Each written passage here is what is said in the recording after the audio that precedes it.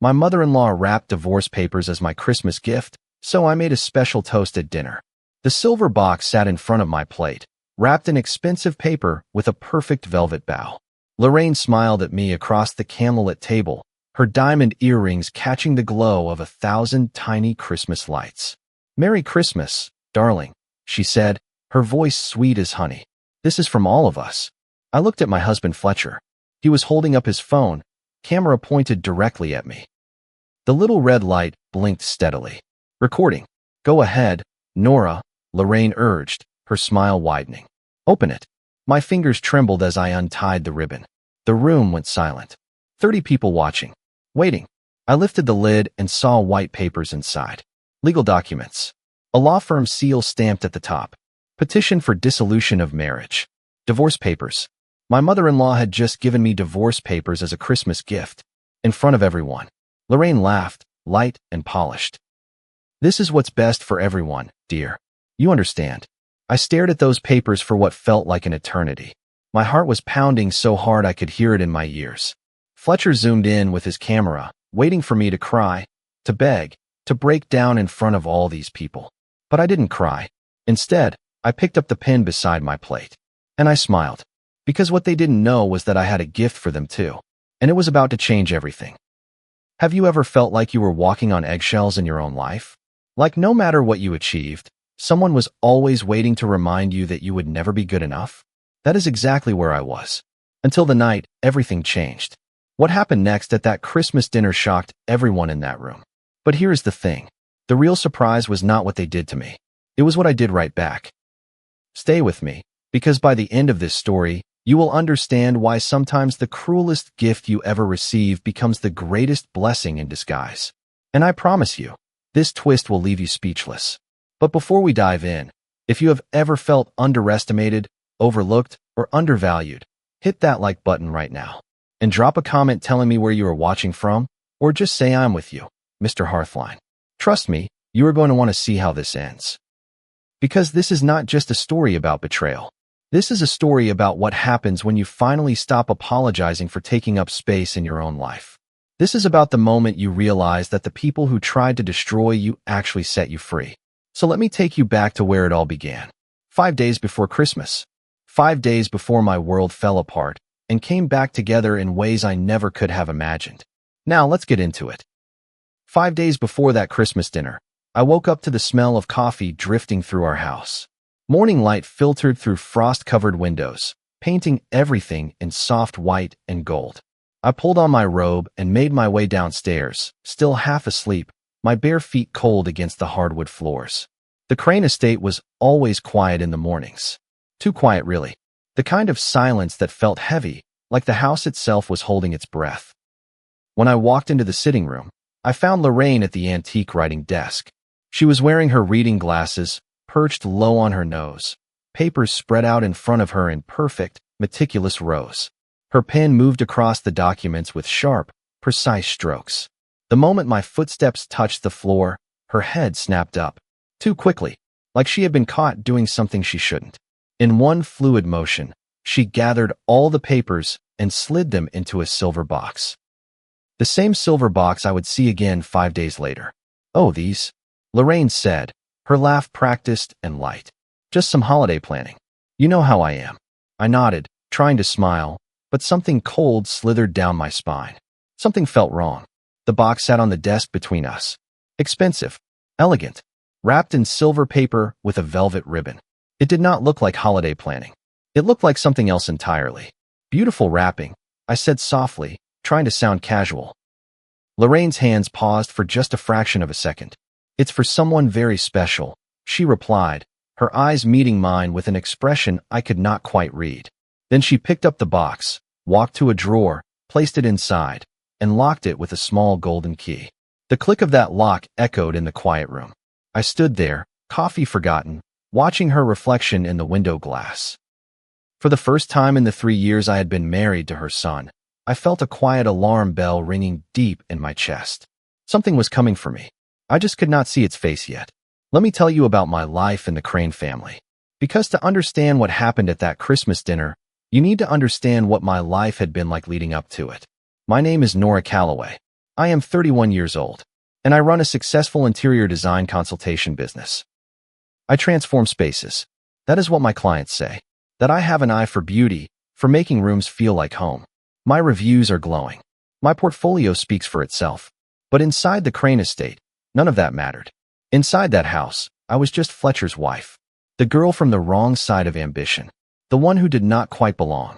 Lorraine Crane still introduced me at parties as the one who does decorating. Like it was a charming hobby instead of a profession. Like I was playing dress-up instead of running a business. Every dinner party was the same. The conversation would circle around the Crane family legacy. Law practices that spanned 3 generations. Charitable foundations with their names engraved on building plaques. Summer homes in Martha's Vineyard. Winter vacations in Aspen. When someone would ask about my work, Lorraine would step in before I could finish answering. She is quite creative, Lorraine would say, smiling warmly at me. We are so proud of her little business. That word, little. It always landed like a slap wrapped in silk. The guests would nod politely and turn the conversation back to something more important, more worthy of their attention. And Fletcher, my husband, the man who promised to stand beside me. He never corrected his mother. Not once. He would just squeeze my hand under the table.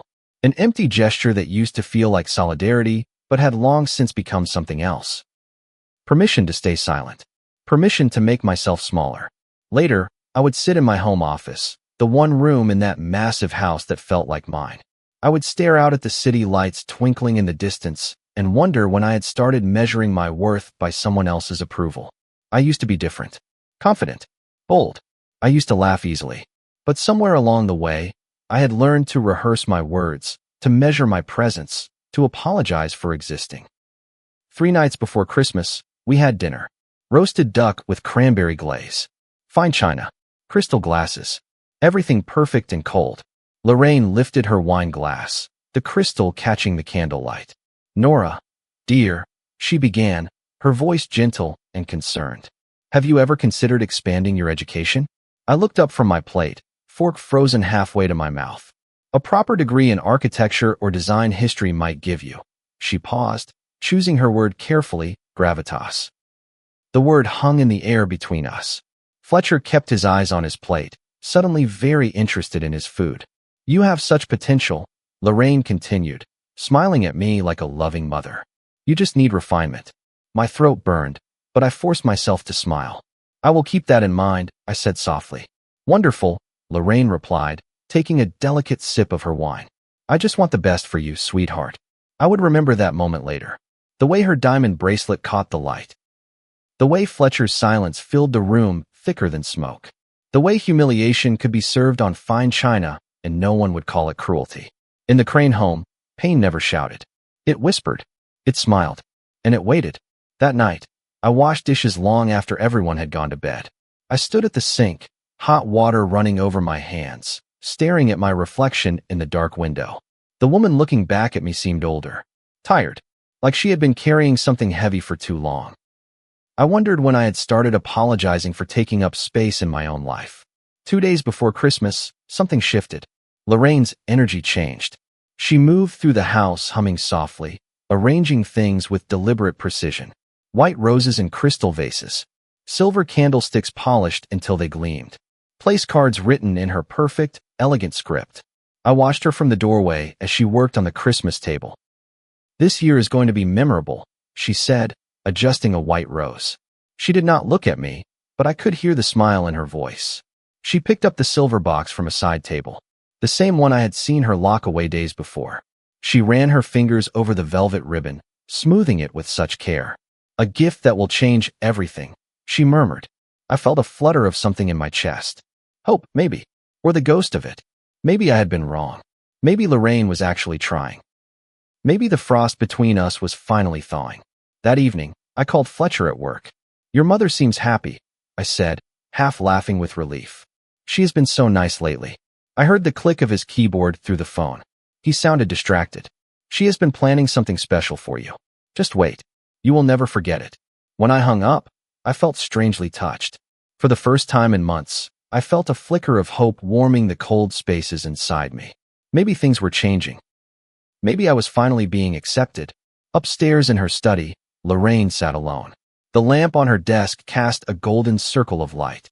She opened the drawer with her small golden key and pulled out the silver box. She opened it carefully and looked at the papers inside. Her reflection in the dark window looked satisfied. Pleased. Happy birthday, my dear, she whispered to the empty room. Then she corrected herself with a small smile. Merry Christmas, darling. She closed the box and locked it away again. Outside, the first real snow began to fall. Soft and certain, quiet and inevitable. Change was coming, and no one could stop it now. The closer Christmas came, the stranger Fletcher became. He started taking phone calls in unusual places. The garage, the hallway. Sometimes he would step out onto the back terrace, even though it was freezing outside. When I walked into a room, he would lower his voice, turn his back slightly, pocket his phone too quickly. Just coordinating your gift, he said one evening when I asked. He kissed my forehead. You are going to love it. I wanted to believe him. The way he said it was tender, almost wistful, but something inside me ached. Fletcher had always been terrible at keeping secrets. Too earnest, too transparent. That was one of the things I loved about him when we first met. His openness. But now his laughter sounded rehearsed. His smiles felt practiced. Messages lit up his phone at all hours. Once, late at night, I glimpsed a name on the screen before it went dark. Mom, everything okay? I asked gently. He smiled at me, but it did not reach his eyes. You will see soon enough. I turned away, pretending to straighten the decorations on the mantel. My pulse quickened. My hands felt cold. The house felt colder than the season could explain. In my chest, a quiet warning pulsed. Steady and certain.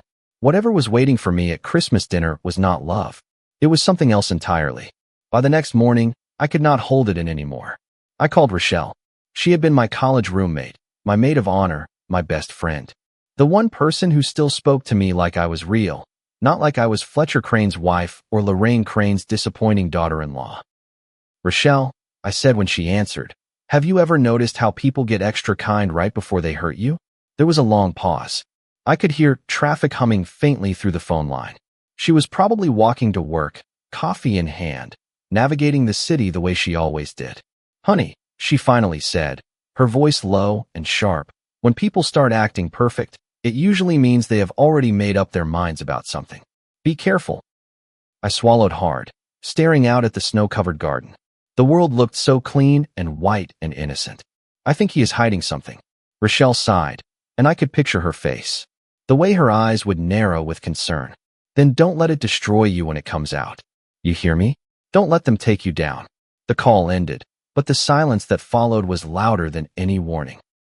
I stood alone in the sunroom, phone still in my hand, my reflection ghostly in the frost-covered glass. For the first time, I understood that fear could feel exactly like waiting. Christmas Eve arrived. That night, I stood in front of the mirror in our bedroom, staring at myself in a champagne-colored dress. It hung perfectly on my frame. Elegant, understated, safe. The kind of dress Lorraine might approve of. I fixed my hair. Once, twice, 3 times. Until it looked effortless, even though it had taken me 40 minutes. The woman in the mirror smiled, but the smile felt borrowed. Like something I was wearing instead of something I felt. I used to laugh so easily. At client meetings, joking with contractors about paint colors and impossible deadlines. With Rochelle over late-night wine, talking about everything and nothing. With Fletcher, back when his eyes still lit up when I walked into a room. Now my laugh was measured. My words chosen carefully. My presence rehearsed. Behind me, the bedroom glowed with soft lamplight. On the dresser sat my jewelry box, my wedding rings, a life arranged neatly into velvet-lined compartments. I reached out and touched the mirror, my fingertips leaving faint prints on the glass. Just make it through tomorrow, I whispered to my reflection. The woman looking back at me had eyes that no longer recognized themselves. I straightened my shoulders, fastened my earrings, and turned off the light. I wanted tomorrow to be perfect, because somehow, perfection had become the only thing keeping me from falling apart. Fletcher came home late on Christmas Eve. The front door opened and closed with a soft click. I heard his footsteps in the hallway. He smelled faintly of winter air and something else. A cologne he did not usually wear. Something expensive and unfamiliar. He found me in the kitchen, folding cloth napkins for the dinner. My movements were slow, methodical. I had been folding and refolding them for an hour, unable to stop my hands from moving. Without a word, Fletcher crossed the room and pulled me into his arms. I froze for a heartbeat. Then I let myself lean against him, my cheek pressing against his chest. I could hear his heartbeat, steady and strong. "I love you," he murmured against my hair. His voice was soft, but something in it felt like a door closing, like goodbye wrapped up in tenderness. When I did not answer right away, he pulled back slightly and looked at me. "Tomorrow," he said quietly, "you will remember this Christmas for the rest of your life." I tried to smile. "That sounds ominous." He laughed, but his eyes did not. That night, after he fell asleep beside me, I lay awake staring at the ceiling. The shadows from the window moved slowly across the white paint. His words looped through my mind on an endless track. "Tomorrow, you will remember this Christmas for the rest of your life." Sleep never came. Only the sound of wind pressing against the windows, like the world itself was holding its breath. Christmas morning arrived in a blur of golden light and forced cheerfulness. I put on the champagne dress, did my makeup, fastened my jewelry, smiled at myself in the mirror until the smile looked real enough. We drove to the restaurant in silence. Fletcher's hand rested on my knee, but it felt like the hand of a stranger. The Evergreen Room. That is where they had reserved the space for Christmas dinner. Private and elegant. A room designed for celebrations. When we walked in, my breath caught. The room shimmered with 1,000 tiny white lights. Pine garlands wound around the chandelier, filling the air with the scent of fresh evergreen. White roses bloomed from crystal vases on every surface. Champagne sparkled in delicate flutes arranged on silver trays. Soft instrumental carols drifted through the air, mixing with the sound of laughter and the gentle clink of silverware against fine china. It was perfect. Too perfect. I sat down at the long table, surrounded by Fletcher's family. His parents, his sister and her husband. Cousins I had met only a handful of times. Family friends with names I could never quite remember. People who smiled at me but rarely saw me. Lorraine sat at the head of the table, presiding over everything like a queen in her court. She wore ivory cashmere and a string of pearls. Diamonds winked at her throat and ears. Flawless. Elegant. In control.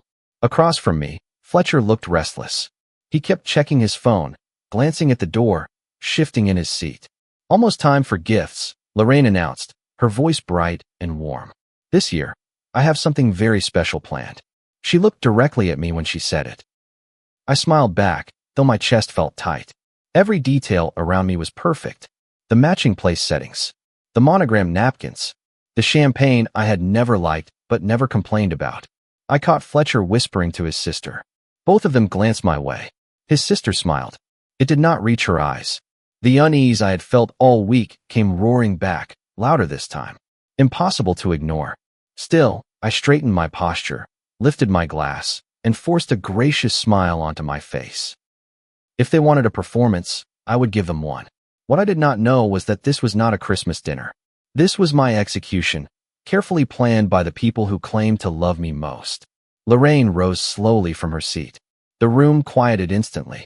Conversations trailed off mid-sentence. Glasses were lowered.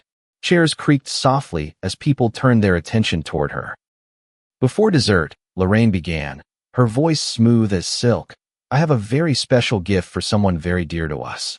She bent down and lifted the silver box from beneath her chair. The velvet ribbon caught the light from the chandelier. "Nora, darling," she said, stepping closer. My heart started pounding. "This is from all of us. With love." The table fell completely silent. 30 people watching. Waiting. Lorraine placed the box in front of me, right beside my champagne flute. Fletcher lifted his phone. I heard the faint click as he started recording. The small red light blinked steadily. My face reflected in the screen. Lorraine gave me a small, encouraging nod, the kind that expected applause.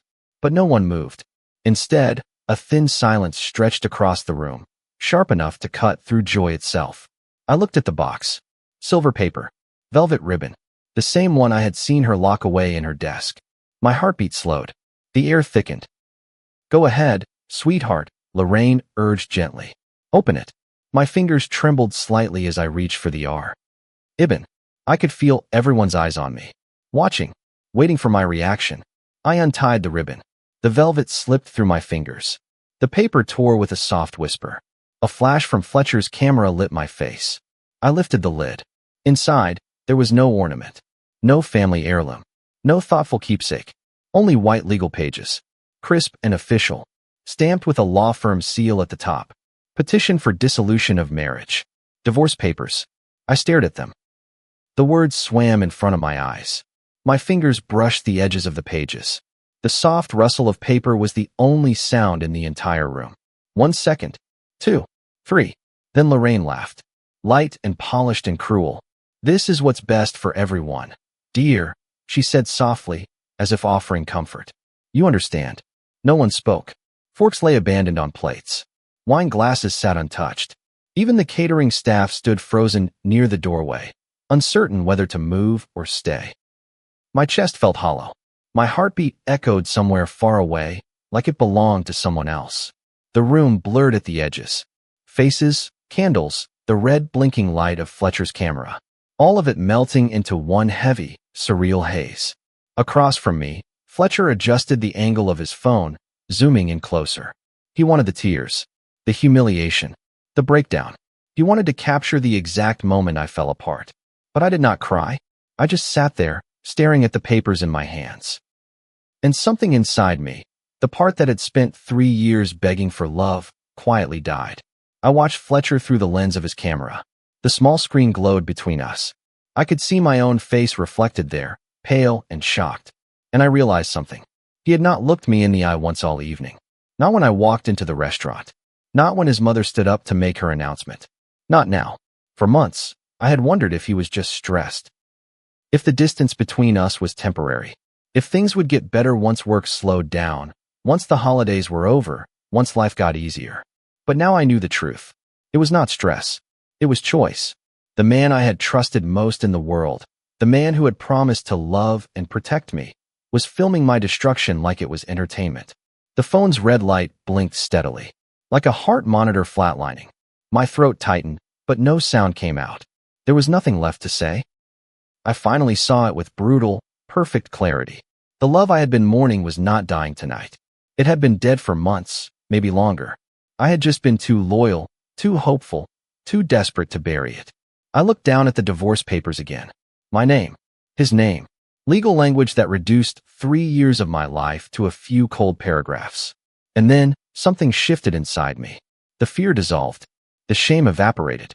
What replaced it was something I had not felt in a very long time. Clarity. I smiled. A calm, quiet smile that made Lorraine's eyes flicker with uncertainty. Without a word, I reached for the pen lying beside my plate. My hand was perfectly steady. The sound of the pen scratching against paper was soft, but final. I signed my name slowly, deliberately, as if I were carving it into stone. No tears, no begging, no explanations, just my signature, clean and clear. When I was done, I placed the pen neatly on top of the stack of papers. Then I slid them back across the white tablecloth toward Lorraine. She blinked, surprised. This was not how it was supposed to go. I was supposed to break down, to plead, to beg Fletcher to reconsider, to make a scene that would humiliate me even further. Instead, I sat straight in my chair, shoulders relaxed, eyes bright, the kind of calm that makes people deeply uneasy. For the first time all evening, Lorraine looked uncertain. I lifted my champagne flute and took a slow, deliberate sip. The bubbles fizzed softly against my lips. I said nothing. Fletcher lowered his phone. His mouth had gone dry. Wait, he stammered. Aren't you going to ask why? I stood up slowly, smoothing the champagne dress against my legs. My chair scraped softly against the floor. The sound echoed in the silence. Why? I repeated. My voice was low, almost gentle. I looked at him, really looked at him, at the man I had loved, the man I had built a life with, the stranger holding a phone. Because I finally have something better, I said. Fletcher frowned, confusion flickering across his face. What is that supposed to mean? I turned my gaze to Lorraine, then back to him. My smile deepened. Freedom, I said simply. The word hung in the air like music. Lorraine's face hardened. She was searching for control, scrambling to regain the upper hand. But the moment was already slipping through her fingers like water. I gathered my clutch from the back of my chair, tucked the signed divorce papers inside, and turned toward the door. Every step I took sounded louder than the whispers rising behind me. Fletcher called my name. Once. Nora. I did not stop. I did not even turn around. My heels clicked steadily against the floor. One step, then another. The door was 20 feet away, then 10, then 5. But just as my hand touched the handle, I paused. I turned back. The entire room was still frozen. Watching. Oh, I said, my voice clear and steady. Before I go, I have a gift too. Every single I followed my hand as I reached into my clutch. I pulled out a crisp, cream-colored envelope. The logo was embossed in gold foil, gleaming under the chandelier light. It is from Hartley and Morrison Design Studio. In Boston, I said. My voice did not waver. It did not shake. They have offered me a senior design director position. I paused, letting the words settle. Full relocation package. Salary triple what I make now. My own team. The words landed like thunder in the silence. I walked slowly back to the table and laid the offer letter down, right beside the divorce papers. The timing is perfect, don't you think? I said softly. Lorraine's mouth opened, but no sound came out. Fletcher just stared at the gold logo on the envelope, his face going pale as he realized what it meant. I smiled. A real smile this time. Radiant and free. Seems the world believes in me, I said, even if this family never did. I adjusted my clutch on my shoulder. It felt like a medal. For the first time in years, I did not feel small. I felt seen. Merry Christmas, I whispered, and the room forgot how to breathe. For a long moment, there was nothing. Just the low hum of instrumental carols and the faint clink of someone's spoon against fine china. Then, from the back of the room, someone clapped. One of the catering staff. A young woman in a black uniform. Another person joined in. Then another. Within seconds, the sound grew. Soft applause rolling through the room like a tide coming in after a long drought. Guests turned toward me, smiling awkwardly, unsure of what else to do but follow the momentum of the moment. I stood still. My champagne dress caught the light from the chandelier. Calm in the center of chaos. Fletcher's phone slipped from his hand and clattered against the table. Lorraine's face flushed deep crimson. The color climbed up her neck like a rash she could not hide. The applause grew louder. The same people who had once judged me, who had dismissed my work as a little business, who had smiled politely while Lorraine humiliated me, were now clapping, cheering. Spectators at a victory they had not earned and did not understand. But I did not care about them. I nodded toward the catering staff, the ones I recognized, the ones who had seen me treated as less than, the ones who had watched me smile through quiet cruelty for 3 years. Their clapping was real. Lorraine tried to stand, but her legs would not cooperate. Her voice had completely failed her. Fletcher just stared down at his hands, his phone screen dark and useless. I smiled one last time. The kind of smile that said everything without words. You tried to bury me, but I was always a seed. Then I turned and walked out. I walked through the lobby slowly. My heels echoed against the marble floor with each deliberate step. The champagne dress brushed against my legs, soft and steady, like a curtain closing on an old play I no longer wanted to be part of. Behind me, the room buzzed with low whispers. Glasses clinked. Some people laughed too loudly, pretending the evening had not just fallen apart in front of their eyes. I did not turn around. I pushed through the heavy glass doors and stepped outside. The air hit me immediately, crisp and cold. It smelled faintly of snow and pine and freedom. City lights reflected off fresh powder that had fallen while we were inside. Cars passed slowly down the street, their headlights creating soft halos in the winter night. I paused at the edge of the sidewalk, just breathing in the cold, the freedom, the strange, unexpected peace that came after complete ruin. Through the restaurant window behind me, I could see the evergreen room, the golden lights, the white roses, and Lorraine's silhouette, small and still and defeated. For once, her pain was not my burden anymore. I smiled faintly, pulled my coat tighter around my shoulders, and kept walking. Every step carried me farther from the person I used to be, the version of me who apologized for existing, who made herself smaller to fit into spaces that were never meant for her, who waited for permission to be enough. That woman was gone, and I was not sad about it. I walked 3 blocks before I finally stopped. My hands were shaking, but not from the cold. I pulled out my phone and called Rochelle. She answered on the second ring. Nora? Her voice was concerned. Are you okay? How was dinner? I laughed. Actually laughed. It came out shaky and breathless and real. Rochelle, I just walked out of my marriage. There was a pause. Then, tell me everything. So I did. Standing on a street corner in the snow, strangers passing by with shopping bags and Christmas cheer, I told her about the silver box, the divorce papers, Fletcher's camera, Lorraine's cruel smile. And then I told her about the offer letter, about signing those papers without hesitation, about walking out with my head high. When I finished, Rochelle was quiet for a long moment. Then she said, I am so damn proud of you. Her voice cracked slightly, and I realized she was crying. I did not cry. I felt too light for tears. Like I had been carrying a weight for so long that I had forgotten what it felt like to stand up straight. Come stay with me tonight, Rochelle said. Do not go back to that house. I will not, I promised. I am getting a hotel. I need to be alone for a bit. But I will call you tomorrow. Okay, she said. Nora? Yeah? You are going to be okay. Better than okay. I know, I said. And I meant it. When I hung up, I stood there for another moment, watching the snow fall under the streetlights. Then I hailed a cab and gave the driver the address of a hotel downtown. As we pulled away from the curb, I looked back one last time at the glowing restaurant in the distance. Merry Christmas to me, I whispered. That night, I checked into a small boutique hotel. Nothing fancy, just clean and quiet in mine. I took off the champagne dress and hung it carefully in the closet. Then I stood in the shower for a long time, letting hot water wash away 3 years of trying to be someone I was not. When I finally climbed into bed, the sheets felt crisp and cool against my skin. I expected to lie awake, replaying everything that had happened. The shock, the betrayal, the public humiliation. But instead, I fell asleep almost immediately. And for the first time in months, I did not dream. The next morning, I woke up to sunlight streaming through the hotel curtains. For a moment, I did not remember where I was. Then it all came flooding back. The divorce papers, the offer letter, walking out. I sat up slowly, expecting to feel devastated, heartbroken, lost. But instead, I felt calm. I picked up my phone. 43 missed calls, 27 text messages, most of them from Fletcher. Nora, please call me. We need to talk. You are being dramatic. Mom did not mean it that way. Come home. I scrolled through them without reading most of them. Then I blocked his number. There were also messages from Lorraine, from Fletcher's sister, from people who had been at that dinner, suddenly very concerned about me. I deleted them all. Then I opened my email and found the message from Hartley and Morrison.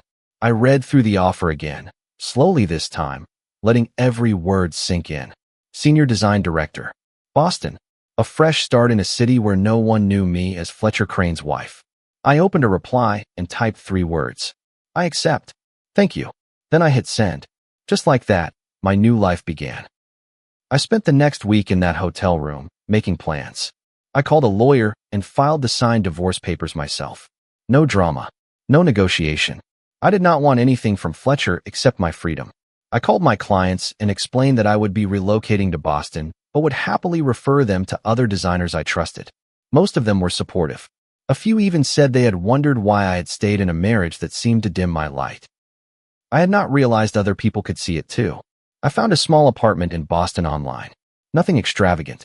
Just a 1-bedroom with big windows and hardwood floors. A space that would be entirely mine. And I called Hartley and Morrison to confirm my start date. January 15th. 3 weeks away. On New Year's Eve, I went back to the Crane estate one last time. Fletcher was not there.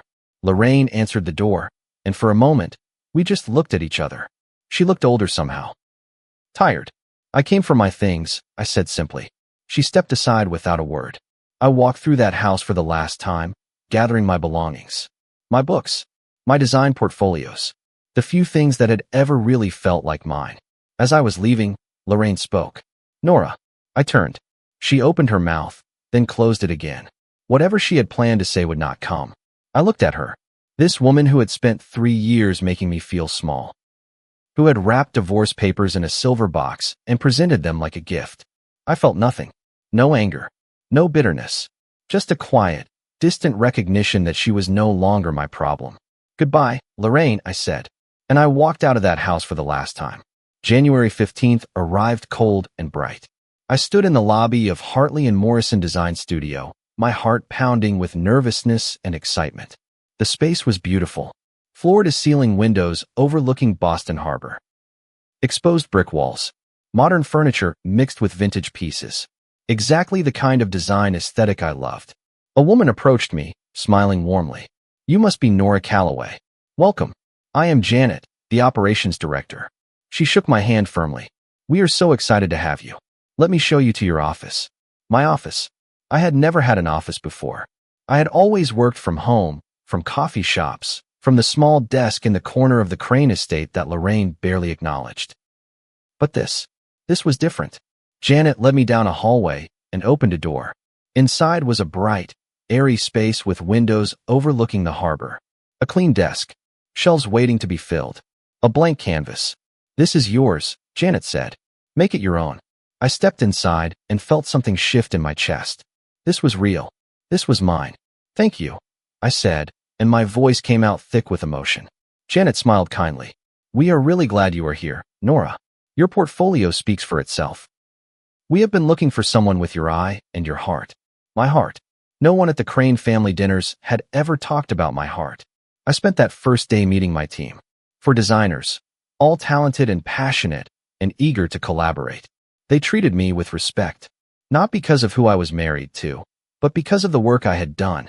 It felt like coming home to a place I had never been. That evening, I walked along the harbor.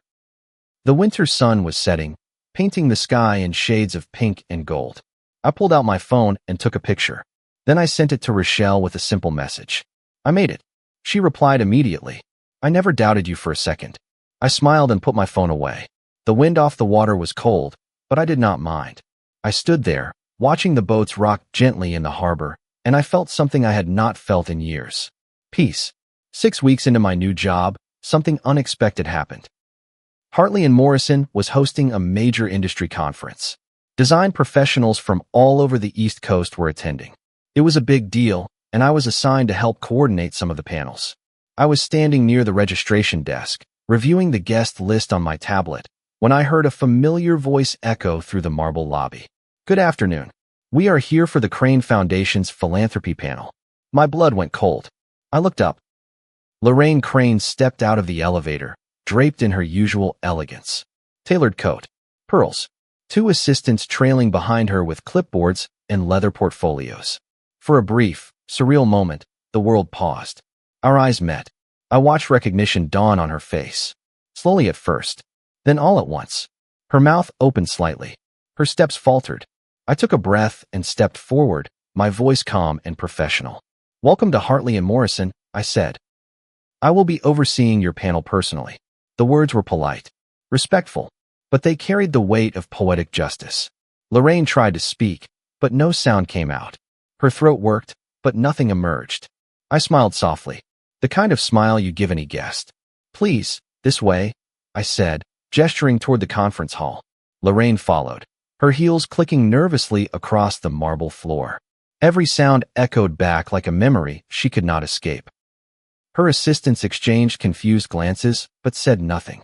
I led them to the conference room, explained the schedule, ensured they had everything they needed.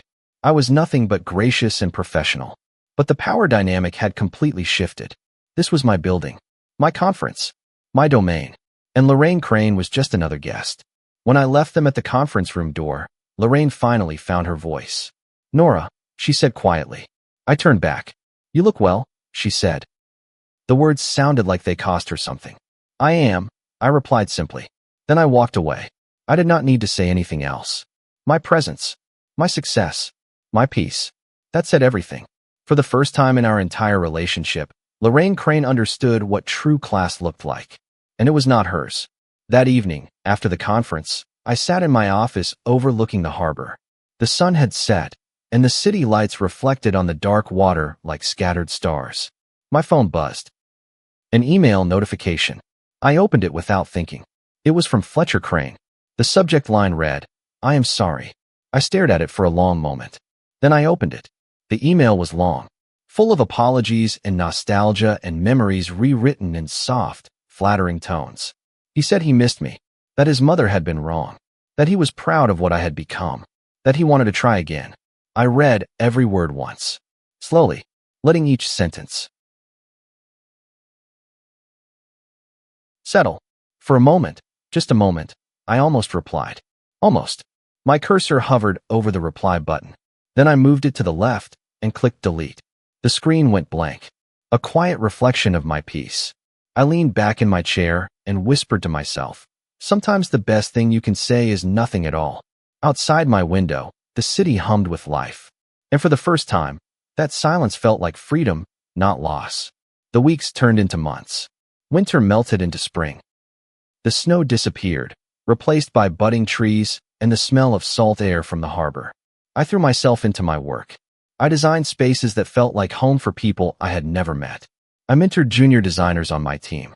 I presented at industry panels and spoke about the importance of designing with heart, not just aesthetics. And slowly, carefully, I built a life that belonged entirely to me. I made friends in Boston. Real friends. People who knew me as Nora, not as someone's wife or someone's disappointment. I went to galleries and farmers markets. I took a pottery class on Thursday evenings just because I wanted to. I read books in coffee shops without checking my phone every 5 minutes. I learned what it felt like to take up space without apologizing for it. One evening in late April, Rochelle came to visit.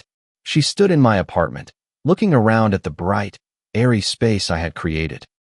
The plants on the windowsill, the art on the walls, the cozy reading nook I had built in the corner. "This is so you," she said, smiling. "The real you." I handed her a glass of wine, and we sat on the couch, looking out at the city lights. "Do you miss it?" she asked. "Any of it?" I thought about it. Really thought about it. "No," I said. "I miss who I thought Fletcher was. But that person never really existed. I was in love with potential, not reality." Rochelle nodded. "And Lorraine?" I laughed. I do not think about her at all. And it was true. The woman who had once controlled my every move, who had made me question my worth, who had tried to humiliate me in the cruelest way possible, she had no power over me anymore. She was just a person I used to know. "Good," Rochelle said, raising her glass. "To the life you built. All by yourself." We clinked glasses and drank. Outside, the city glowed, full of possibility. And I knew, with absolute certainty, that I was exactly where I was supposed to be. 6 months after that Christmas dinner, I received an invitation.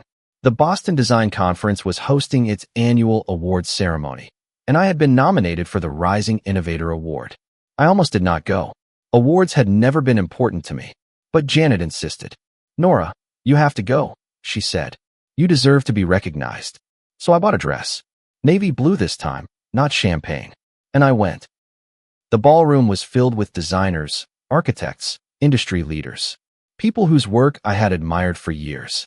I sat at a table with my team from Hartley and Morrison, trying not to feel nervous. When they announced my category, my heart started pounding. And the Rising Innovator Award goes to Nora Calloway. For a moment, I could not move. Then my team erupted in applause. Janet was on her feet, grinning. The whole room was clapping. I stood slowly, my legs shaking, and made my way to the stage. The host handed me a crystal award. It was heavy and cold in my hands. I looked out at the audience. Hundreds of faces. Smiling. Applauding. A year ago, I had been told I needed refinement. That my little business was not enough. That I needed a proper degree to have gravitas. Now I was standing on a stage, holding an award from the people who actually mattered in my field. I stepped up to the microphone. "Thank you," I began. My voice shook slightly, but I kept going. A year ago, I did not think I would be here. I did not think I deserved to be here. I paused, gathering my thoughts. But I have learned something important. Your worth is not determined by the people who cannot see it. Your value does not decrease because someone else failed to recognize it. The room was silent, listening. If you are in a place right now where you feel small, where you feel like you are not enough, I want you to know something. You are. You always have been.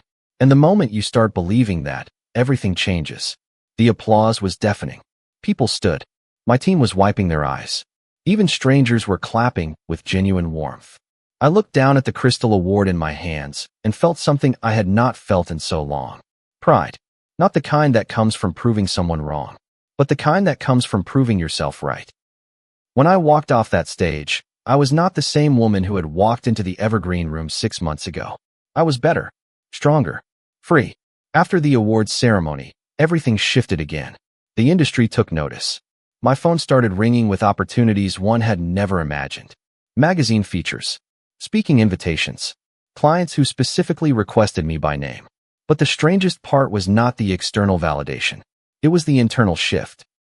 I no longer questioned whether I belonged in the room. I no longer waited for permission to speak up. I no longer made myself smaller to accommodate other people's egos. I had spent so long trying to earn my place in the Crane family that I had forgotten I never needed their approval in the first place. The morning after the awards ceremony, I woke up in my Boston apartment with sunlight streaming through the windows. The Crystal Award sat on my dresser, catching the light and throwing rainbow prisms across the white walls. I lay there for a moment, just breathing, just being. A year ago, I would have woken up with a knot in my stomach, mentally preparing myself for whatever subtle criticism Lorraine would deliver over breakfast, rehearsing my words so I would not say anything that might displease her. Now I woke up to silence. Beautiful, peaceful silence that belonged only to me. I got up and made coffee. Real coffee, not the expensive blend Lorraine insisted was the only acceptable kind. Just simple, strong coffee that I liked. I sat by the window in my pajamas, watching the city wake up below me. People hurrying to work, joggers running along the harbor, the world moving forward, indifferent to my small dramas. And it felt good. It felt right. My phone buzzed with a text from Rochelle. Saw the photos from last night. You look like a queen. So proud of you. I smiled and typed back. Thank you for never letting me give up on myself. Her response came immediately. That is what best friends do. Lunch this week? Absolutely. I set the phone down and took another sip of coffee. This was my life now. Simple mornings. Real friendships. Space to breathe. It was everything I had been missing. One morning in early summer, Janet called me into her office. Nora, sit down, she said, gesturing to the chair across from her desk. I sat, curious but not nervous. That was new too. Not being afraid of every conversation with authority, Janet leaned forward, her eyes bright with excitement. We have been asked to design the lobby renovation for the Grandview Hotel in New York. It is a massive project. High profile. The client specifically asked for you to lead it. My heart skipped. The Grandview was legendary. One of the most prestigious hotels in Manhattan. I had studied their original architecture in design school. Me? I asked, genuinely surprised. You, Janet confirmed firmly. Nora, you have proven yourself 10 times over in the 6 months you have been here. This is your project if you want it. I felt a rush of excitement mixed with fear. It was a huge responsibility, a huge opportunity. But unlike before, the fear did not paralyze me. It energized me. I want it, I said. Janet grinned. Good. Because I already told them yes. We both laughed. The first meeting is next Tuesday in New York, Janet continued, sliding a folder across the desk. This has all the preliminary information. Budget, timeline, the works. I opened the folder and scanned the first page. The budget alone made my eyes widen. This is incredible, I whispered. You are incredible, Janet said. Now go show them what you can do. That week, I dove into research. I studied the Grandview's history, the original architect's vision, the renovations that had been done over the decades, the current state of the lobby, and what needed updating. I sketched concepts late into the night, my apartment floor covered with drawings and fabric samples and paint chips. For the first time in years, I felt that pure creative flow I had lost somewhere in my marriage. That feeling of being so absorbed in work that time disappeared. This was what I was meant to do, and nobody was going to make me feel small for loving it. Tuesday arrived, and I took the train to New York. I had chosen my outfit carefully. A tailored navy suit that made me feel professional and powerful. Simple jewelry, hair pulled back in a sleek bun. When I looked in the mirror before leaving, I saw a woman who meant business. The Grandview Hotel was even more stunning in person. The exterior was classic Beaux-Arts architecture, all limestone and ornate details. But when I stepped into the lobby, I understood why they wanted a renovation. The space was dark and dated. Heavy drapes blocked natural light. The color scheme was muddy browns and grays. Beautiful bones hidden under decades of poor design choices. I stood in the center of the lobby, slowly turning in a circle, taking it all in. Miss Calloway? I turned to find a distinguished man in his 60s approaching. He extended his hand. Robert Morrison. I am the general manager here. Thank you for coming. The pleasure is mine, I said, shaking his hand firmly. This space has incredible potential. His face lit up. That is exactly what we are hoping to hear. Come, let me show you around. He walked me through the entire lobby, pointing out problem areas and spaces they wanted to highlight. I took notes, asked questions, started seeing the vision come together in my mind. What is your initial impression? Robert asked when we finished the tour. I looked around the space one more time, then met his eyes. This lobby should feel like coming home, I said. Right now it feels like a waiting room. We need to bring in light, warmth, and a sense of story. This building has history. We should honor that while making it relevant for today. Robert smiled slowly. That is exactly the direction we want to go. When can you start? I already have, I said, pulling out my tablet. Let me show you some preliminary concepts. We spent the next 2 hours going through ideas. Robert brought in the owner and the head of operations. They asked thoughtful questions, challenged some of my suggestions, got excited about others. By the time I left that meeting, I had a signed contract and a start date. I walked out of the Grand View into the New York afternoon, and I felt like I was floating. This was mine. This project, this opportunity, this career. Nobody had handed it to me because of who I was married to. Nobody had done me a favor. I had earned this.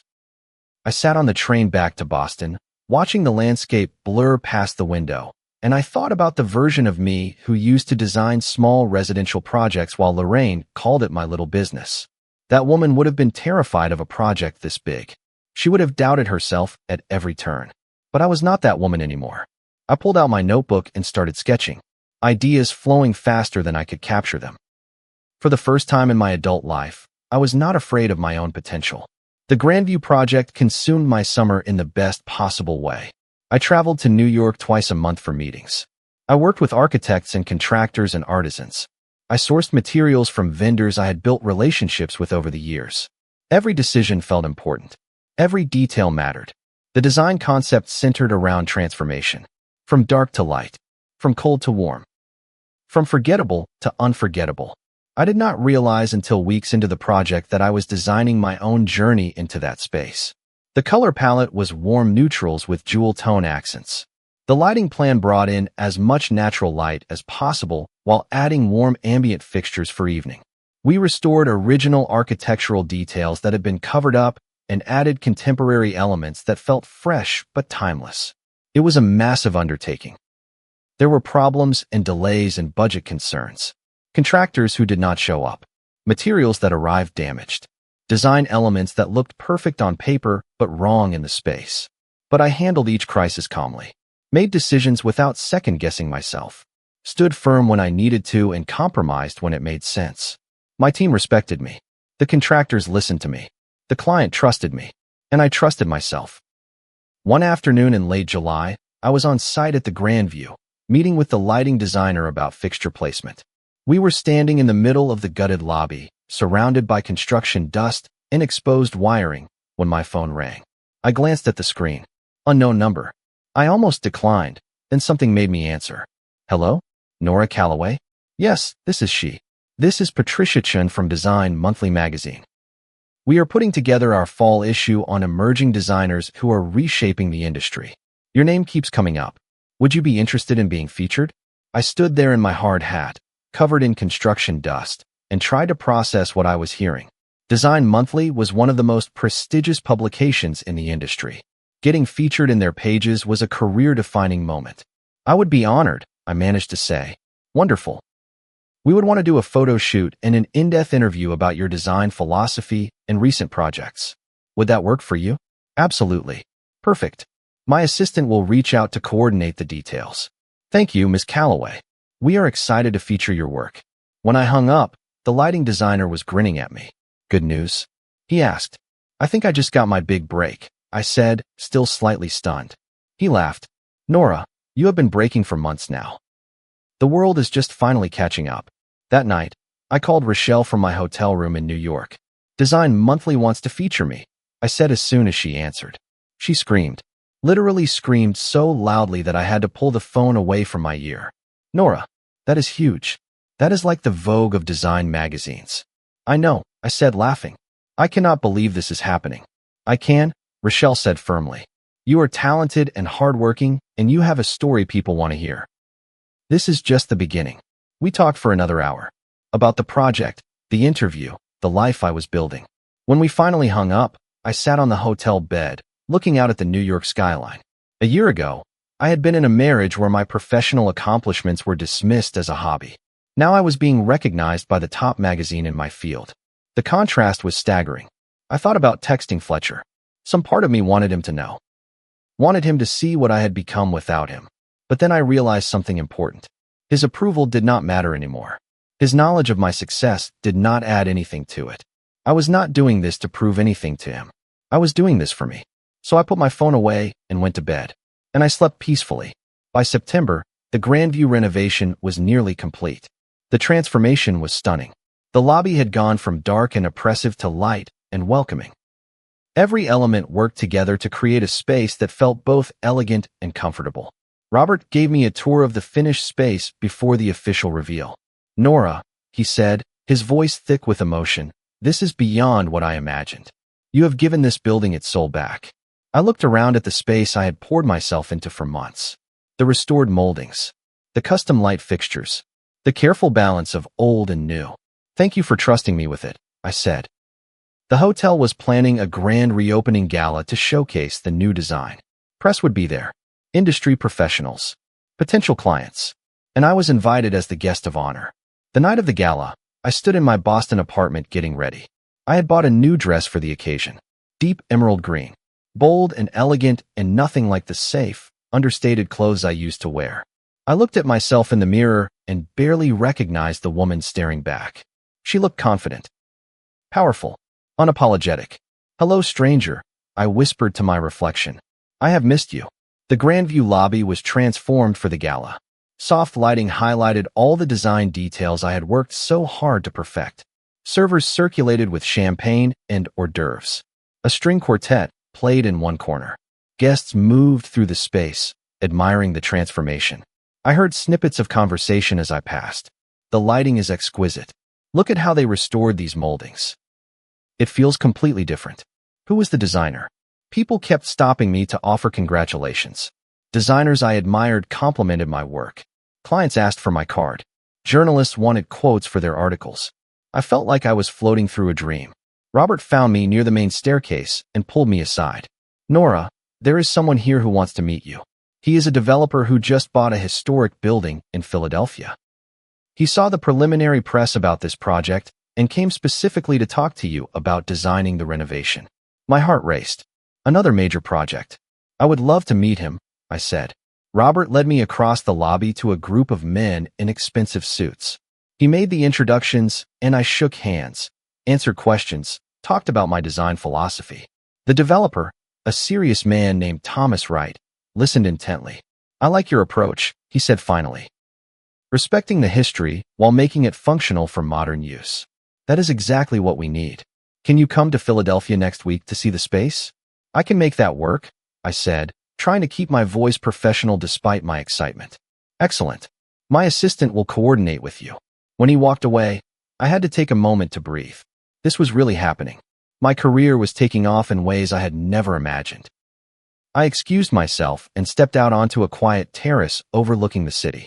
The lights of Manhattan glittered in every direction. I leaned against the railing, just taking it all in. "Nora." The voice behind me made my blood run cold. I turned slowly. Fletcher stood there, looking older and tired. He held a glass of whiskey like he did not know what else to do with his hands. For a long moment, we just looked at each other. "What are you doing here?" I asked quietly. "I heard about the gala," he said. "The project. I wanted to see it." "See you." I said nothing. Just waited. "You look different," he finally said. I smiled slightly. "No, Fletcher. I am the same. I just stopped letting people tell me who I am." He flinched like I had struck him. "Can we talk?" he asked. "Just for a minute?" I glanced back at the party inside. My party. My moment. Then I looked at him. This man I had loved. This stranger who had filmed my humiliation. "Sure," I said. We stood there in uncomfortable silence for a moment. "I'm mad."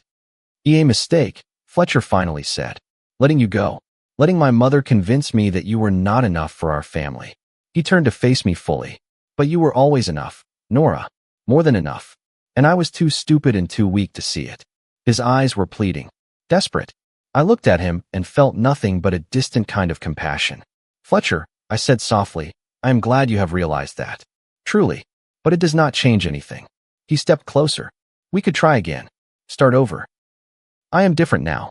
I stand up to my mother. I have been in therapy. I have been working on myself. I shook my head gently. Maybe you are different. I hope you are. But I am different too. And the version of me that needed your validation does not exist anymore. Nora, please, he said, and his voice cracked. I held up my hand. I spent 3 years making myself smaller to fit into your family. 3 years waiting for your mother's approval. 3 years hoping you would choose me. I paused, making sure he heard every word. But you know what I learned? I should not have had to shrink for you to love me. I should not have had to prove my worth. And I definitely should not have had to beg you to defend me. Fletcher looked like he might cry. The right person, I continued, will not make you feel like you are too much or not enough. They will see you exactly as you are and think you are perfect. And that person is not you, I said firmly. It never was. He opened his mouth to respond, but I was done. I hope you find what you are looking for, Fletcher, I said. I hope you find someone who makes you want to be better. But that person is not me. Not anymore. Take care, I added gently. Then I walked back inside, leaving him on that terrace with his regrets and his whiskey. The journalist who had wanted to interview me was waiting. I dove back into conversation about design and inspiration and the future, and I did not look back. Because I had finally learned the most important lesson. You do not owe closure to people who broke you open. The next morning, I woke up in my hotel room feeling lighter than I had in months. Seeing Fletcher had not devastated me. It had confirmed what I already knew. I had made the right choice. I was on the right path. I was free. I checked out of the hotel and headed to the train station. On the ride back to Boston, I worked on preliminary sketches for the Philadelphia project. My phone buzzed with an email. The journalist from Design Monthly confirming our interview schedule. Then another email. A design firm in Chicago asking if I would be interested in consulting on a project. Then a text from Janet. 3 potential clients called this morning asking for you specifically. The Grandview Press is already paying off. I leaned back in my seat, watching the landscape blur past. This was my life now. Opportunities, recognition, respect. And it all came from choosing myself. As summer turned to fall, my calendar filled up completely. The Philadelphia project, the Design Monthly interview and photo shoot, speaking invitations from design organizations, client consultations, team meetings at Hartley & Morrison. I was busier than I had ever been, and I loved every minute of it. The Design Monthly feature came out in October. A 6-page spread with beautiful photos and an in-depth interview about my design philosophy and journey. They titled it From Heartbreak to Breakthrough, How Nora Calloway is Redefining Elegant Design. I bought 10 copies, sent one to Rochelle, one to my parents, kept the rest. It felt surreal seeing my face in a magazine I had been reading since design school, seeing my work featured alongside designers I had long admired. But it also felt right, like I had finally stepped into the life I was meant to be living. The article brought even more attention, more opportunities, more recognition. And through it all, I stayed grounded. I did not let the success go to my head. I remembered where I came from, what I had survived to get here. In early October, I received an unexpected invitation. A women's professional organization was hosting a conference on resilience in the workplace. They wanted me to be a keynote speaker. Me? I asked the coordinator on the phone. Yes, you, she said firmly. Your story has inspired a lot of people, Nora. We think it would be powerful for our attendees to hear from you directly. I hesitated. I had never spoken publicly about what happened with the Crane family. It felt private, personal, painful. But then I thought about all the women who might be sitting where I once sat, feeling small, feeling trapped, feeling like they would never be enough. If my story could help even one person find the courage to leave, it was worth it. Okay, I said. I will do it. The weeks leading up to the conference, I worked on my speech. I wrote and rewrote, trying to find the right words, the right balance of vulnerability and strength. Rochelle came over one evening, and I practiced in front of her. When I finished, she was crying. That is perfect, she said, wiping her eyes. Do not change a word. You think it is okay? I asked nervously. Nora, she said seriously, that speech is going to change lives. I am not exaggerating. Women need to hear this. Her confidence helped settle my nerves. The conference was held in a beautiful ballroom in downtown Boston. When I arrived the morning of my speech, I was overwhelmed by the sheer number of people. Hundreds of women filled the seats, young and old, from every industry imaginable. I stood backstage, my heart pounding, suddenly terrified. What if I said the wrong thing? What if I cried in front of everyone? What if my story did not resonate? What if I was not enough? Then I caught myself. That old thought pattern, that old fear. I took a deep breath and reminded myself of everything I had overcome. I had survived public humiliation. I had rebuilt my entire life from scratch. I had created success on my own terms. I could do this. A stage manager touched my arm gently. You are on in 2 minutes. You ready? I straightened my shoulders. As ready as I will ever be. The lights dimmed. Someone introduced me, listing my credentials and accomplishments. Then I walked out onto the stage. The applause was warm, encouraging. I stood at the microphone, looking out at all those faces, waiting, hoping, and I began. Thank you for having me, I started. My voice sounded steadier than I felt. A year ago, I did not think I would be standing here. Actually, a year ago, I did not think I would be standing anywhere. A few people laughed softly, understanding already where this was going. I want to tell you about the worst night of my life, I continued, and how it became the best thing that ever happened to me. Then I told them everything. About meeting Fletcher in graduate school, how charming he had been, how he had made me feel seen and valued. About marrying into the Crane family, and slowly realizing I would never truly belong. About Lorraine and her subtle cruelties, the little business comments, the suggestions that I needed more education, more refinement, more everything except what I actually was. About Fletcher's silence, his complicity, the way he would squeeze my hand under the table but never defend me out loud. About the weeks leading up to Christmas, the silver box, the strange behavior, the mounting dread. Then I told them about that night. The evergreen room glittering with lights. The silver box placed in front of me like a gift. Opening it to find divorce papers. Lorraine's cruel laughter. Fletcher filming my humiliation. I could hear people gasping. See women shaking their heads in disbelief. I told them about the choice I made in that moment. To sign those papers without hesitation. To reclaim my dignity instead of begging for scraps of love. About pulling out my own gift. The job offer from Hartley and Morrison. Triple salary. Fresh start. About walking out of that restaurant while people applauded. The room was completely silent now. Every woman leaning forward, listening to every word. I told them about the fear that came after. The nights I cried myself to sleep, wondering if I had made a terrible mistake. The moments I almost called Fletcher and asked to come back. But I also told them about the mornings I woke up without a knot in my stomach. About the first time I laughed without measuring whether it was too loud. About the moment I realized I had stopped performing and started living. I told them about building my career. About the Grandview project.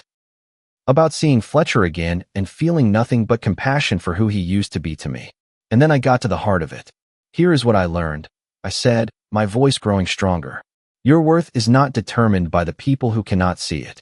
Your value does not decrease because someone failed to recognize it. I paused, letting the words land. And sometimes, the cruelest thing that happens to you is actually an invitation. An invitation to stop settling, to stop shrinking, to stop waiting for permission to live your life. A woman in the third row was crying openly now. Others were nodding, recognition in their faces. If you are in a situation right now where you feel small, where you feel trapped, where you feel like leaving would be harder than staying, I want you to hear this. I looked directly at the woman who was crying. The fear is real, but you are stronger than the fear. I scanned the room, making eye contact with as many women as I could. You do not need permission to choose yourself. You do not need to wait until things get bad enough to justify leaving. You do not need to set yourself on fire to keep someone else warm. The applause started before I even finished the sentence. Soft at first, then building into something powerful. When they stood, when hundreds of women rose to their feet clapping, some crying, some cheering, I felt something break open in my chest. This was why I had gone through it all.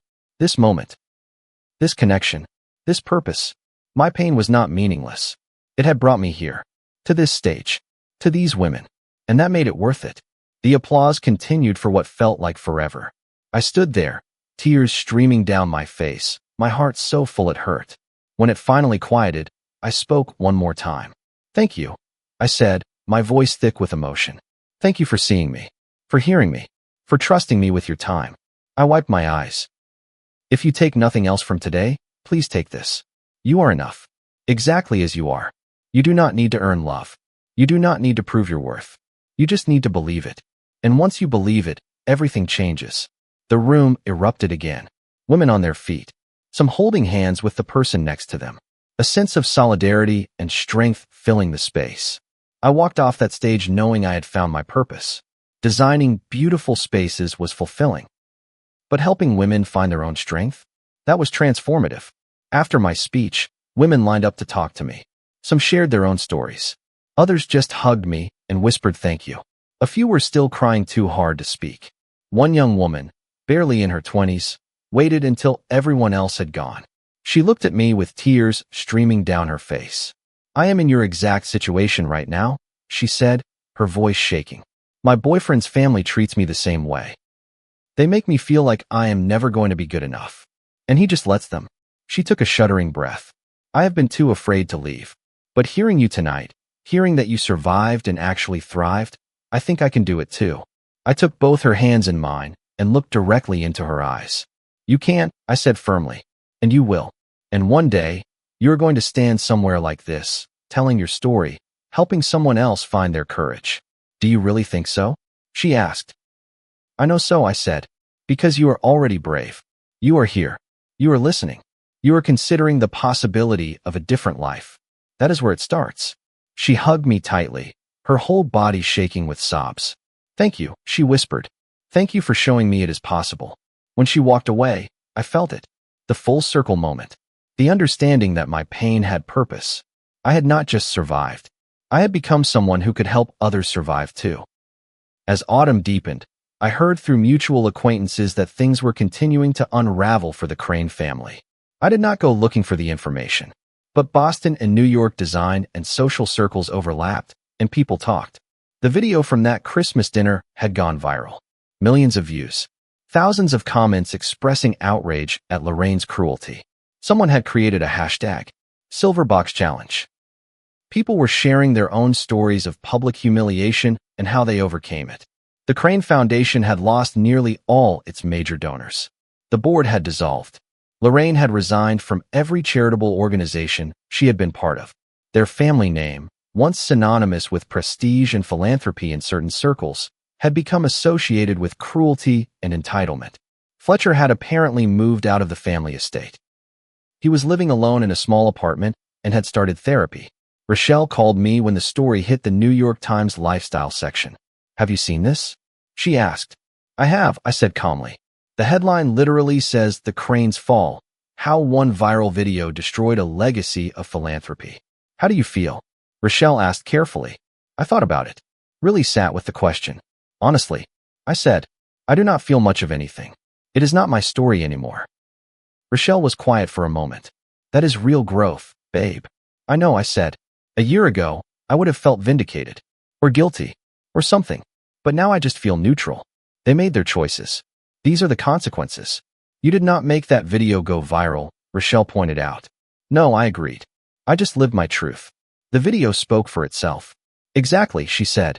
You did not need revenge. The truth defended itself. And that felt right. I had not sought to destroy the Crane family. I had simply refused to protect them from the natural consequences of their own cruelty. Sometimes justice does not require your intervention. It just requires you to step out of the way and let truth do its work. The universe has a sense of justice after all, Rochelle said. Sometimes, I agreed. But I did not need the universe to vindicate me.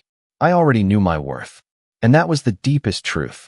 The public downfall of the Crane family did not bring me peace. I had already found that on my own. Their fall was simply confirmation of what I already knew. That cruelty has consequences. That you cannot build a legacy on the backs of people you have crushed. That dignity and grace will always outlast power and prestige. In early November, I took a long weekend and drove up to Cape Cod. I needed space. Quiet. Time to process everything that had happened in the past year. I rented a small cottage right on the beach. Nothing fancy. Just a place to breathe. I arrived on a Thursday afternoon. The November air was crisp and cold. Most of the summer tourists were long gone. The beach was nearly deserted. Perfect. I unpacked my small bag, made tea, and sat on the porch watching the waves. The ocean was gray and restless, matching my mood. I had accomplished so much in the past year, built a career, found my voice, helped other women, created a life I was proud of, but I also felt tired. The kind of deep exhaustion that comes from carrying heavy things for too long. I realized I had been running, moving from one project to the next, one speaking engagement to another, filling every moment so I did not have to sit still and feel.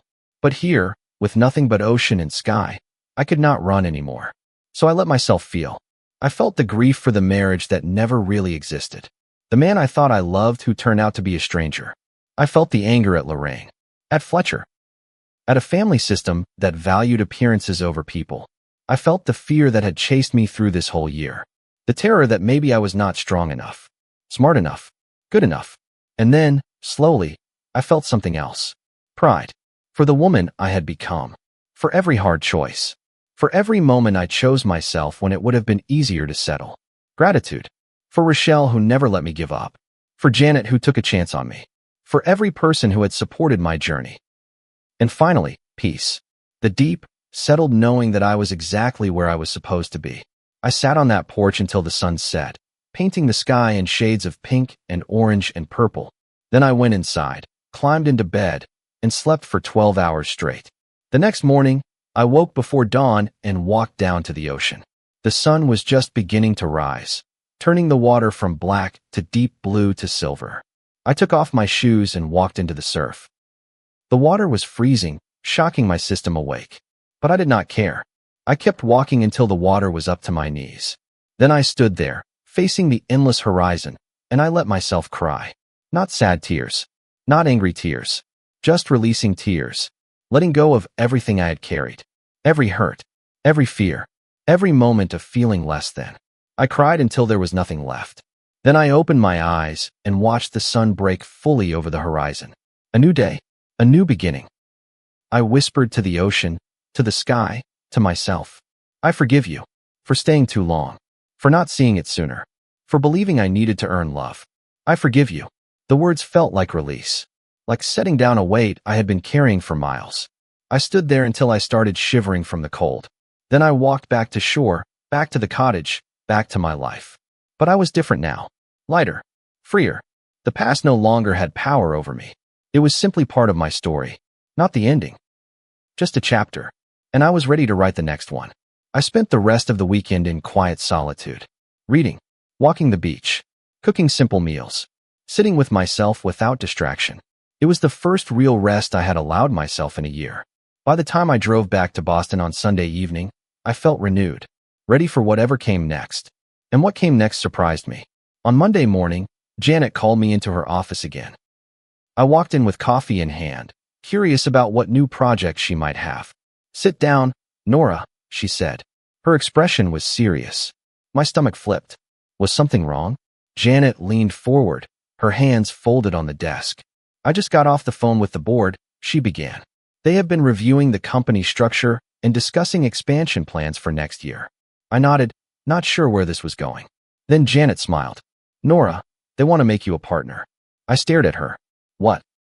"A partner," she repeated. "Full equity stake. Leadership role. Your name on the door alongside Hartley and Morrison." My heart started pounding. "Janet, I have only been here a year. And in that year," she said, leaning back in her chair, "you have brought in 4 major clients. You completed the Grandview project ahead of schedule and under budget. You won a prestigious industry award. You have been featured in Design Monthly. You mentored half our junior design team. And you generated more positive press for this firm than we have had in 5 years. At me seriously. Nora, you have not just met our expectations. You have exceeded them in every possible way. You have earned this." I could not speak, could not process it. A year ago, Lorraine Crane had told me I needed more education, more refinement, more gravitas. Now I was being offered a partnership at one of the most respected design firms in the country. The contrast was almost too much to comprehend. "I need you to understand something," Janet continued. "We are not offering you this position because we feel sorry for you or because of what you went through. We are offering it because you are exceptional at what you do, because clients specifically request you, because your team respects you, because you make everyone around you better." She smiled warmly. You are the future of this firm, Nora, and we want to make sure you are invested in building it with us. Tears pricked my eyes. I blinked them back. Can I ask you something? I said. Of course. Why me? I asked. There are designers here who have been with the firm longer, who have more experience. Janet nodded. That is true, but they do not have what you have. What is that? Heart, Janet said simply. You do not just design beautiful spaces, Nora. You design spaces that make people feel something, that tell a story, that honor both the past and the future. That is rare, and that is what sets you apart. I wiped my eyes, trying to compose myself. So what do you say? Janet asked, grinning. Are you in? I laughed through my tears. I am in. Janet stood and came around the desk. She pulled me into a hug. Welcome to the partnership, she said. We are so glad to have you. When I left her office, I walked straight to the bathroom and locked myself in a stall. Then I let myself cry. Really cry. Not from sadness. From overwhelming gratitude. A year ago, I had lost everything. My marriage. My home. My sense of identity. But I had gained so much more. My self-respect. My voice. My career. My freedom. And now, partnership in a firm I loved. My name on the door. A future I was building with my own hands. I pulled out my phone and texted Rochelle. They made me partner. Her response came in seconds. What? Calling you now. My phone rang immediately. Tell me everything, she demanded as soon as I answered. So I did. Standing in that bathroom, I told her about the meeting. About Janet's words. About the partnership offer. Rochelle was crying. I could hear it in her voice. Nora, she said, I am so proud of you I cannot even put it into words. I could not have done this without you, I said. You never let me give up on myself. That is what best friends do, she said. Now we are celebrating. This weekend. Boston. And I am not taking no for an answer. I laughed. Deal. When I hung up, I looked at myself in the bathroom mirror. The woman looking back had been through hell. Had been publicly humiliated. Had lost everything she thought defined her. But she had survived. More than survived. She had thrived. And now she was a partner. A leader. A woman who knew her worth. I smiled at my reflection. We did it, I whispered. The partnership was made official in mid-November. There was a small ceremony with the whole firm. Champagne and congratulations, and my name added to the letterhead. Nora Calloway, partner. I kept staring at the business cards, running my fingers over the raised letters, still barely believing it was real. That weekend, true to her word, Rochelle came to Boston to celebrate. We went to an expensive restaurant, ordered too much food and too much wine, laughed until our sides hurt. A toast, Rochelle said, raising her glass. To Nora, who taught all of us what it means to choose yourself, who turned the worst night of her life into the foundation for the best life she could imagine, who proved that grace and dignity will always outlast cruelty and power. She looked at me with tears in her eyes. I am so honored to be your friend, so proud to witness your journey, and so excited to see what you do next. To Nora, she said. To second chances, I added, and to friends who never let you give up. We clinked glasses and drank. Later that night, walking along the harbor, Rochelle asked me something she had been holding back. Do you think you will ever get married again? I considered it. Maybe, I said, if I find someone who sees me exactly as I am and thinks I am perfect that way. Someone who does not need me to be smaller or quieter or different. Someone whose family treats me with respect from day one. I smiled. But if I do not find that person, I am okay too. I am not afraid of being alone anymore. I know now that being alone is better than being with someone who makes you feel lonely. Rochelle hugged me. You are going to be just fine, she said. Better than fine. I know, I agreed. And I meant it. As December arrived, I found myself thinking about how much had changed in 1 year. Last December, I had been preparing for the worst night of my life. This December, I was preparing to celebrate the best year of my life. I decided to host a small Christmas Eve dinner at my apartment. Just Rochelle and a few close friends I had made in Boston. People who knew me as Nora the designer, Nora the partner, Nora the friend. Not as someone's wife or daughter-in-law.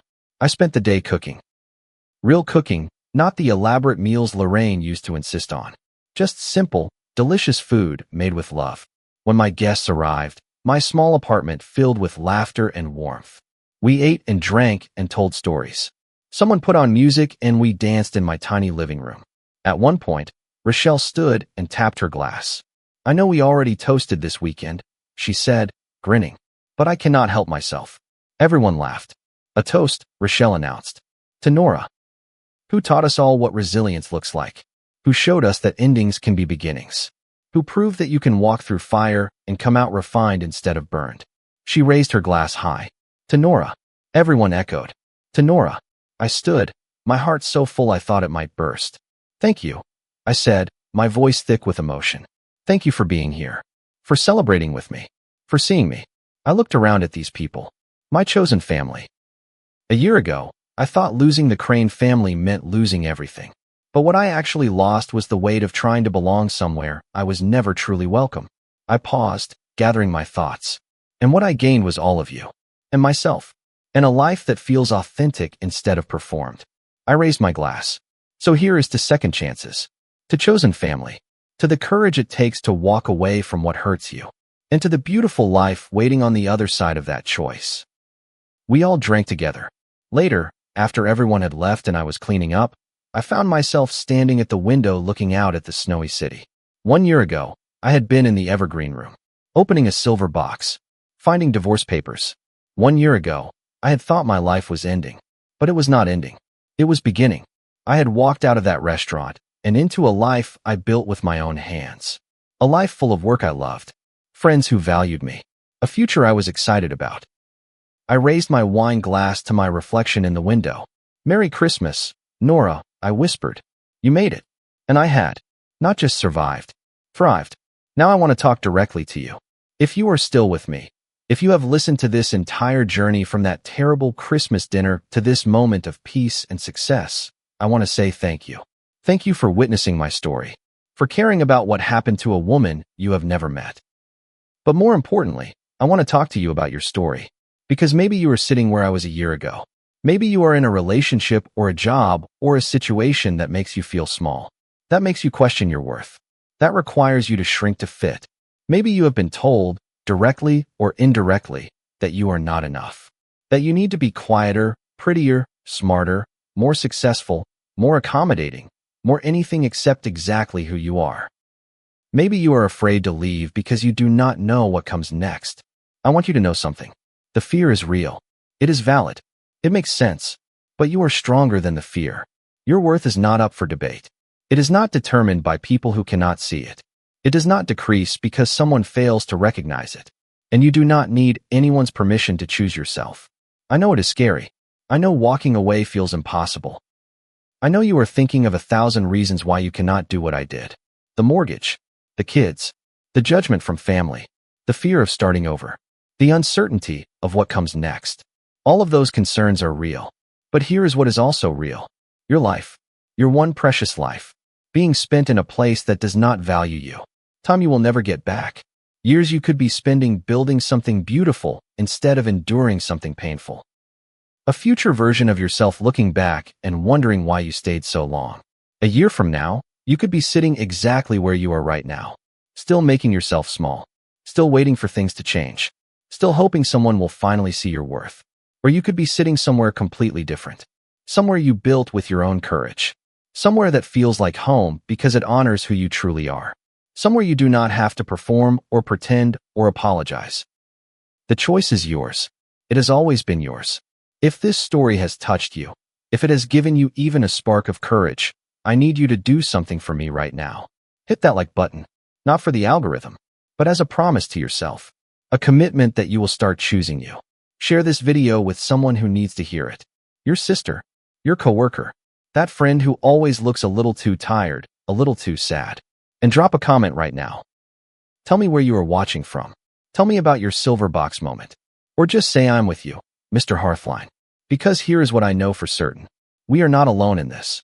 Every single person watching this video has felt small at some point, has questioned their worth, has wondered if they were enough. And I want you to know with absolute certainty, you are enough. You always have been. The world does not need you to be perfect. It needs you to be real. The people who truly love you do not need you to perform. They need you to be present. And you do not need to earn your place at the table. You are the table. If you have not already, subscribe to this channel right now. Turn on those notifications. Because Mr. Hearthline is building something special here. A community of people who understand that our struggles do not define us. How we rise from them does. There are more stories coming. Stories about heartbreak and healing. About loss and redemption. About ordinary people doing extraordinary things simply by refusing to give up on themselves. And I want you here for every single one. Your story matters. Your voice matters. Your journey matters. So let me leave you with this final truth. Sometimes the cruelest gift life can give you is an invitation. An invitation to stop performing and start living. An invitation to stop seeking approval and start trusting yourself. An invitation to stop making yourself small and start taking up the space you deserve. That silver box with divorce papers inside, that was my invitation. And the bravest thing I ever did was accept it. Not with anger or revenge, but with dignity and grace and a quiet determination to build something better. A year ago, I thought my life was ending. Turns out it was just beginning. I am Nora Calloway, partner at Hartley & Morrison Design Studio, award-winning designer, public speaker, survivor. But more than any of those titles, I am free. Free from the need to prove myself to people who were never going to value me. Free from the weight of other people's expectations. Free to build a life that feels authentic instead of acceptable. And if I can do it, so can you. Your ending is not really an ending. It is a beginning disguised as loss. Your breakdown is actually a breakthrough waiting to happen. Your rock bottom is the solid foundation on which you will build everything beautiful that comes next. So take the invitation. Sign the papers. Walk out the door. Choose yourself. Choose freedom. Choose the life you deserve instead of the one you have settled for. Because you deserve a love that does not require you to shrink. You deserve a space where your voice is valued, not just tolerated. You deserve to wake up without a knot in your stomach. You deserve to laugh without measuring whether it is too loud. You deserve to exist without apologizing. And you do not need anyone's permission to claim that life. It is already yours. It has always been yours. You just have to be brave enough to reach for it. 1 year ago, I was handed divorce papers wrapped in a silver box as a Christmas gift. Today, I am standing in a life I built with my own 2 hands. A life that is messy and imperfect and beautifully, authentically mine. And if my story can light the way for even one person to find their own freedom, then every moment of pain was worth it. Thank you for being here. Thank you for listening. Thank you for being part of this community we are building together. Remember, the cruelest gift life can give you might just be the invitation to become who you were always meant to be. And the bravest thing you can do is accept it. Until next time, this is Mr. Hearthline reminding you that your story is not over yet. The best chapter? That is still being written. So pick up the pen, turn the page, and start writing the ending you deserve. I believe in you. Now it is time for you to believe in you too. Comment below right now and let me know. Where are you watching from? What is your silver box moment? Are you ready to accept your invitation? I will see you in the next story. Stay strong. Stay brave. Stay true to yourself. And remember, you are never, ever alone.